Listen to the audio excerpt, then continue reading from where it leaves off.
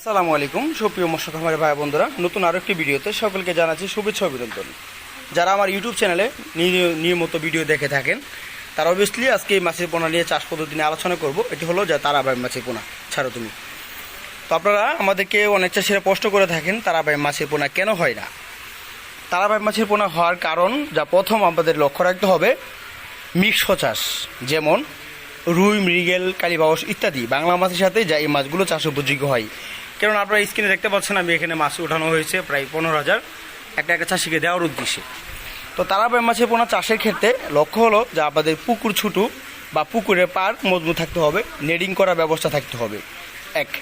দ্বিতীয় কথা হলো পুকুরের পানির গভীরতা যা 4 থেকে 5 ফিট অথবা 7 ফিট হলো মাছগুলো চাষ করতে পারবেন।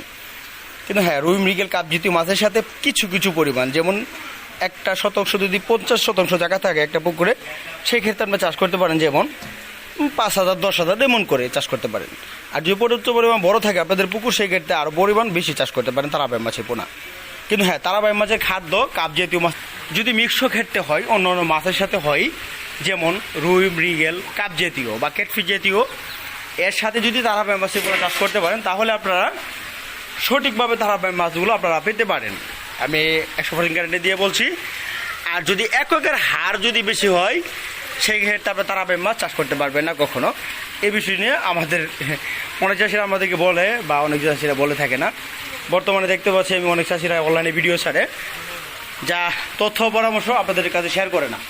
দেখা যাচ্ছে অনেক লাখ লাখ টাকা দেখা যাচ্ছে মাছ বিক্রি করার সময় আপনারা পর্যাপ্ত পরিমাণ মাছের পোনা পান না। সো সেটাই হলো মূল বিষয়, যা আপনারা তারাবাই মাছের পোনা একক কখনো চাষ করা যাবে না। This is the final. তো তারাবাই মাছগুলো চাষ করতে হবে কি মাছের সাথে? রুই, মৃগেল, বাংলা কাপ জাতীয় অর্থাৎ ভ্যারাইটিস এসব মাছের সাথে তারাবাই মাছ চাষ উপযোগী হয়। তো তারাবাই মাছের পোনা যদি কারো সংরক্ষণ করতে হয় তাহলে আমাদের স্ক্রিনে নাম্বার আছে, সেই নাম্বারে যোগাযোগ করে তারাবাই মাছগুলো নিতে